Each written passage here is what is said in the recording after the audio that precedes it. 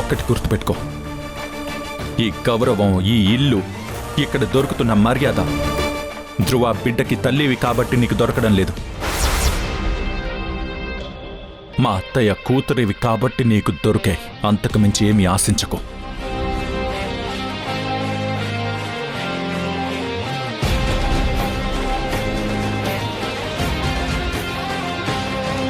సుజా, చెప్పండి మేడం. పాపకి భోజనం తీసుకునిరా. అలాగే మేడం. అంశు, రా.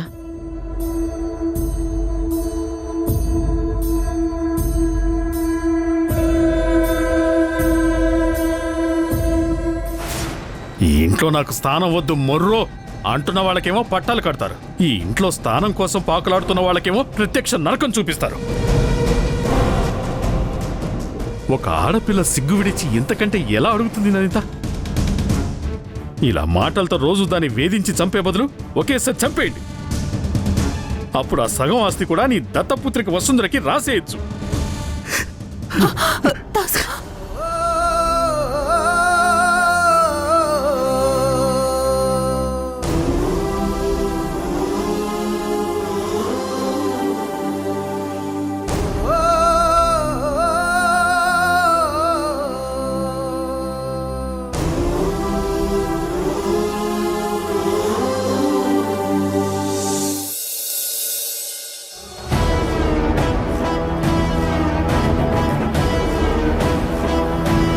చూసావు కదా దాస్, ధ్రువ ఎంత మాట అన్నాడో. వసుంధర ఉన్నా లేకపోయినా తనే భార్య అంట. మనం ఎన్ని పాచికలు వేసినా పారడం లేదు. మీరా, యుద్ధం చేసేటప్పుడు దెబ్బల గురించి లెక్కలు వేసుకోకూడదు. గెలుపు గురించి ప్లాన్ వేసుకోవాలి. వాడు విలువల గురించి మాట్లాడాడు. మనం చేయాల్సింది రాజకీయం. రెండింటికి అస్సలు మ్యాచ్ కాదు. లైట్ తీసుకో. లైట్ తీసుకోవాలా? ఇక్కడ విషయం సీరియస్ అవుతోంది. ఆ పాప నాన్న మునుస్వామి పార్కులో గొడవ చేశాడు.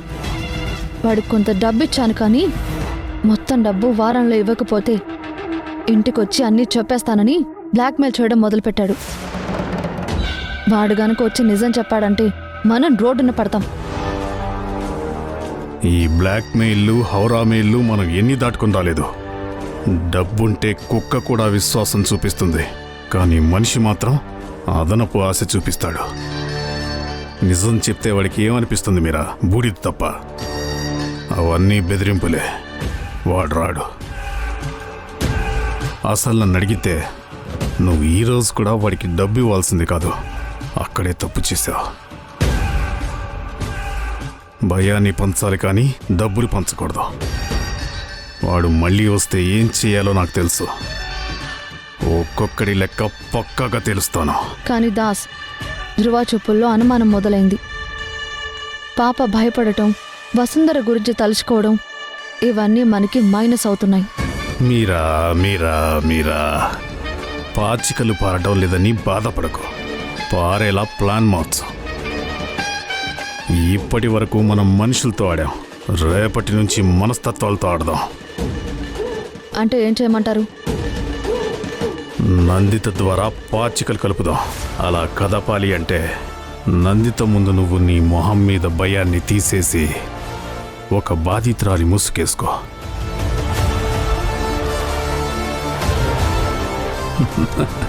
సెంటిమెంట్ పిండు. తల్లి హృదయం మీరా తట్టుకోలేదు. వరాలు కురిపించేస్తుంది.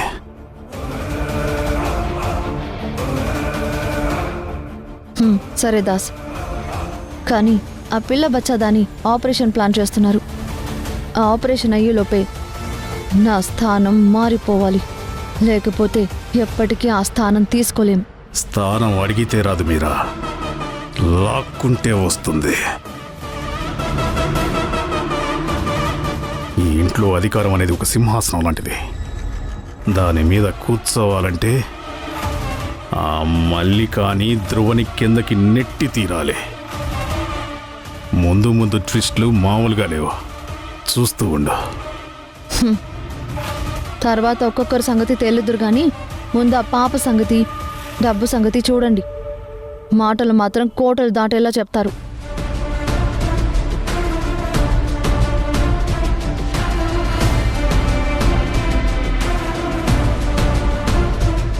పాప నాన్న డబ్బు అని ఏదో మాట్లాడుకుంటున్నారు. సరిగ్గా అర్థం కాలేదు. కానీ మీరా వెనుక ఏదో మోసం ఉంది, ఏదో తేడాగా ఉంది. ఇది కనిపెట్టాలి.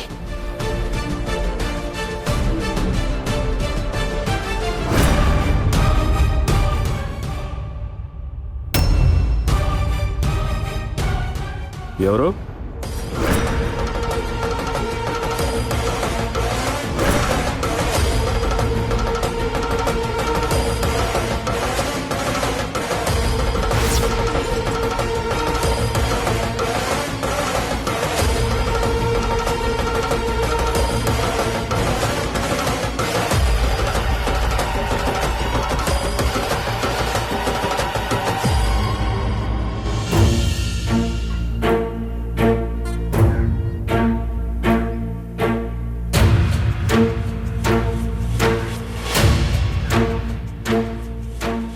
అసలు వసుంధర ఎక్కడికి వెళ్ళుంటుంది ధ్రువ? ఎక్కడికెళ్ళినా అది బతకగలదమ్మా. ఒంటరిగా వెళ్ళిందిరా. అందుకే భయంగా ఉంది. మనమే ప్రపంచం అనుకుంది, మన చుట్టూనే తిరిగింది. అసలు వేరే చోటికి ఎప్పుడు వెళ్ళింది కూడా లేదు. తనకు అలవాటేనమ్మా. మనం లేకపోయినా తనకి బతకడం తెలుసు. తను నిన్ను దాటి చూడగలదు, నన్ను దాటి ఆలోచించగలదు. తనకి ప్రపంచం తెలుసమ్మా. రాజు దగ్గరికి వెళ్ళలేదు, సూర్య భాస్కర్ దగ్గరికి కూడా వెళ్ళలేదు. పైగా తెలిసిన వాళ్ళు కూడా ఎవరూ లేరు. తనెలా ఉందో, ఎక్కడుందో తను మనకి తెలియకూడదని వాళ్ళ దగ్గరికి వెళ్ళలేదమ్మా. అది అలిగి వెళ్ళలేదు, క్లారిటీతోనే వెళ్ళింది. మనం మాత్రం కన్ఫ్యూజన్లో ఇలా ఉండిపోయాం. ధ్రువ ప్లీజ్. ఇక్కడ మనం బాధపడుతున్నాం, అక్కడ తను కూడా అంతకన్నా ఎక్కువే బాధపడుతూ ఉంటుంది. కానీ ఆ బాధని ఎలా దాటాలో తనకి తెలుసు, మనకే తెలీదు. తనెక్కడుందో వెతకాలరా. వెతకనమ్మా. ఎందుకంటే తను ఎక్కడున్నా క్షేమంగానే ఉంటుంది. తను తిరిగి తనంతట తానే రావాలి. ధ్రువ, అది మనం లేకుండా బ్రతకలేదురా. తను బతికేస్తుందమ్మా. మనమే చావలేక బతకలేక ఇలా మిగిలిపోయాము.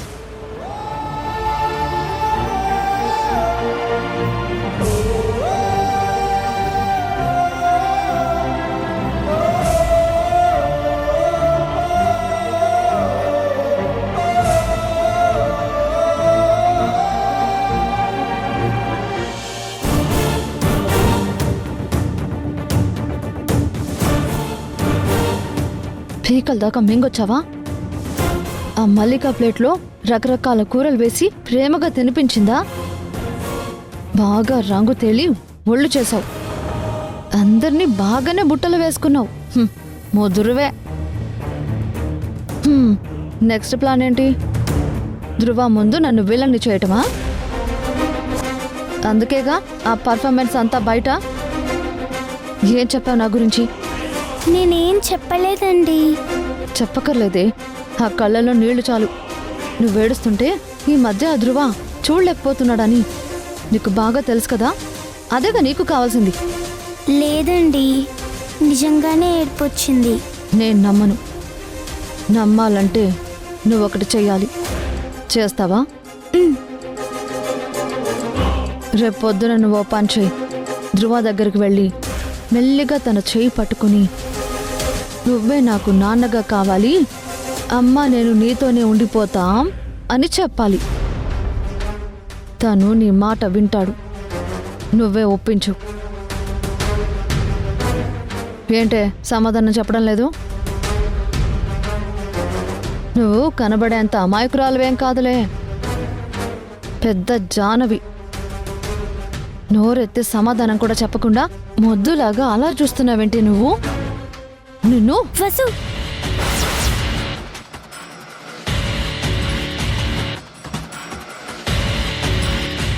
ఏమన్నావు? ఎవరైనా భయపడితే అమ్మా నరుస్తారు. నువ్వేంటే వాసు అంటున్నావు? అంతలా నీ తలకెక్కేసింది ఆ పేరు? అంజు,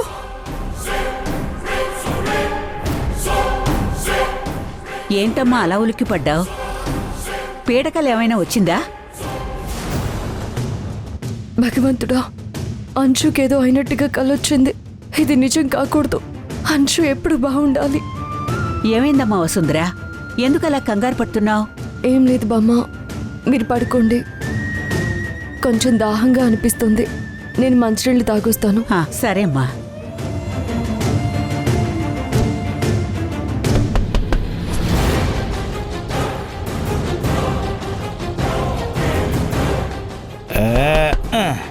ఓపెన్.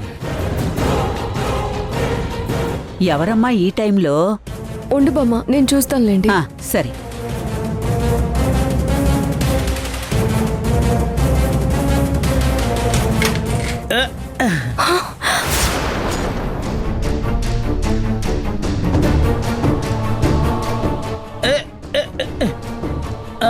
ఆగాగు. నన్ను దొంగతనం చేయడానికి రాలేదు, అద్దె ఇవ్వడానికి వచ్చా. ఎక్కడ? ఇదిగో కాసు. వసుంధరా, డబ్బులు తీసుకుని త్వరగా తలిపేయమ్మా. ఈ కాసు ఎక్కడ పెట్టమంటావు? ఇక్కడ పెట్టమంటావా?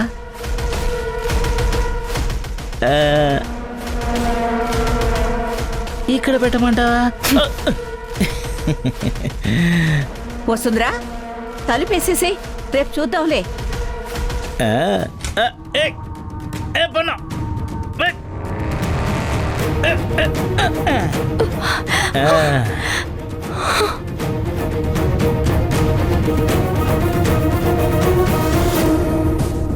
వండాటి, నన్ను చూసి భయపడుతున్నావా? భయపడకు పొండాటి. ఎంత పొగరు! కాసిస్తానా వరమాటియా? ఒరే తాగుపోతాడా, వదలరా.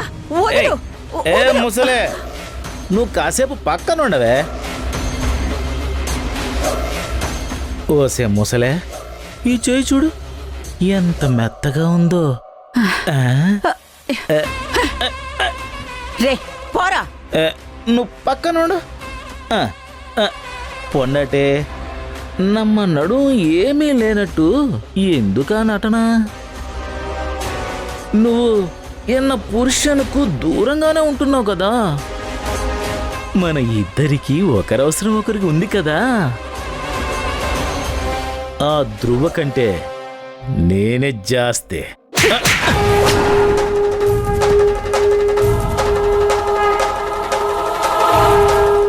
ఇంకొకసారి ధ్రువ సార్ పేరు నీ నోట్లో నుంచి వచ్చిందంటే కొడతావా? వందిట కొడతావా? పోన్లే, అలానే నీ చెయ్యి వెనక్కి తగులుతుంది. కొట్టు కొట్టు, ఇక్కడ కొట్టు, నల్ల కొట్టు కొట్టు కొట్టు, ఇంకా గట్టిగా కొట్టు కొట్టు కొట్టు కొట్టు. ఇంకా ఎంత కొట్టినా అది వెనకు చుమ్మా మాదిరుంది. రేయ్ ఛీ, నీ బతుకు చెడా, ఇంకా నీ బుద్ధి మారదు. తీసుకోండమ్మా. రా పొండటి పదా. పొండటి పొండటి.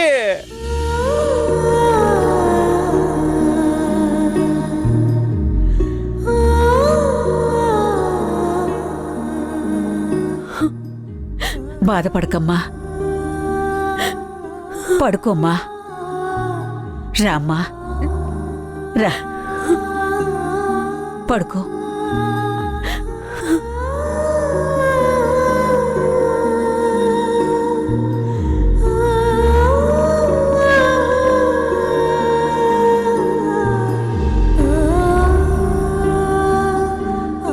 ఏం ఆలోచించకుండా పడుకోమ్మా.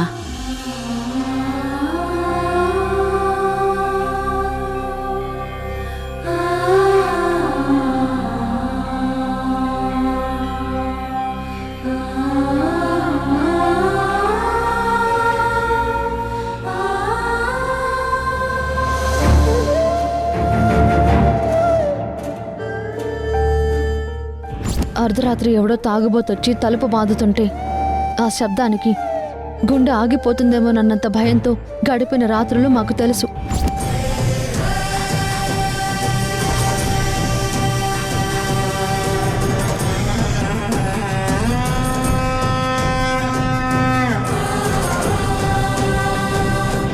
ఈ బిడ్డని కౌగిలించుకుని చీమ చిట్టుకుమన్నా వణికిపోతూ గడిపాం.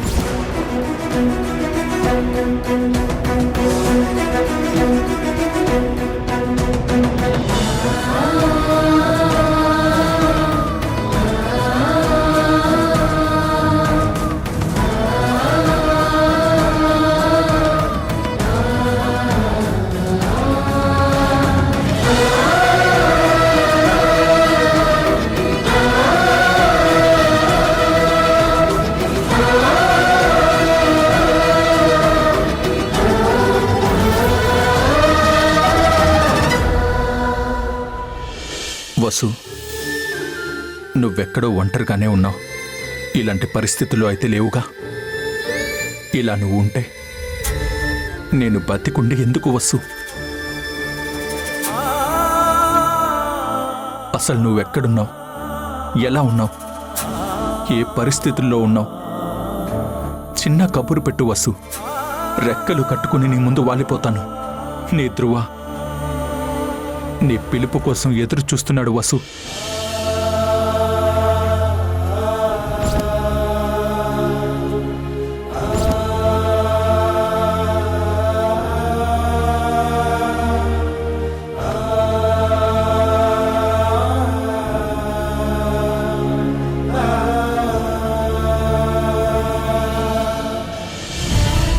సార్, రావణాసురుడు సీతమ్మ తల్లిని గీత దాటేలా చేసి ఎత్తుకెళ్లాడని విన్నాను.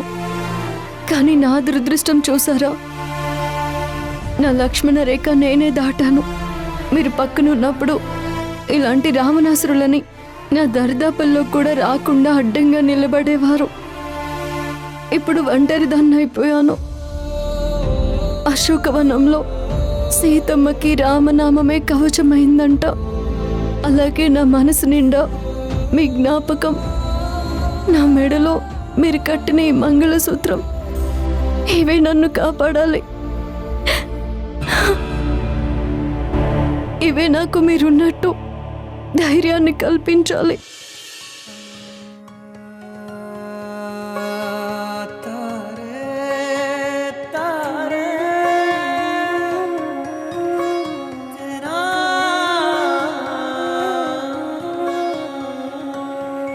ఈ చిన్ని కథలో ప్రతి పాత్ర ఎదలో గాయమంతా ప్రేమ వలనేగా. ఈనాటి కథలో కన్నీటి తడిలో దాగి ఉంది ప్రేమలనేగా.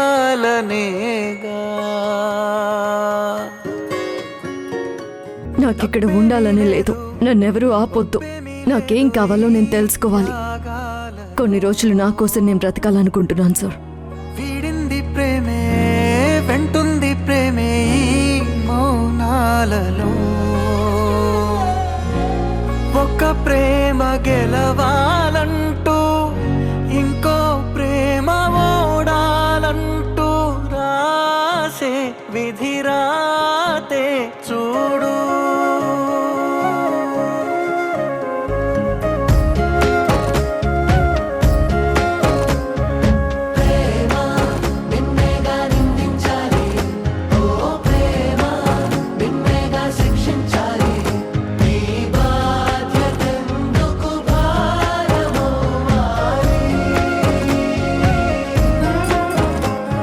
నన్ను క్షమించి నీ మనసులో నాకు పూర్తి స్థానమిస్తావా వసు? నీ కంటి నుంచి ఒక్క కన్నీటి చుక్క కూడా రానివ్వను. ఏ వైపు వెళ్తూ ఉందో ఈ పయనం, ఆలోచిస్తూ ఉంటే తెలియని మౌనం, ప్రాణం తీసే ప్రశ్న సందేహం దహించుతుందిగా.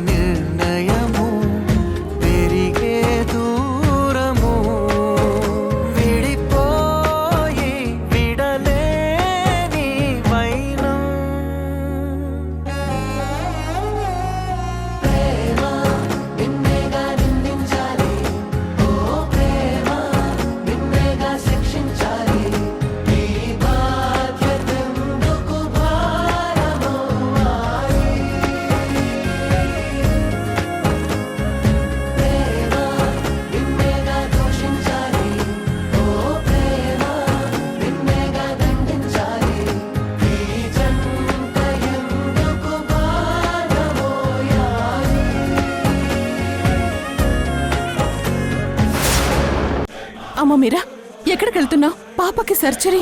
వద్దు. మీరా నా మాట విను. వదలండి.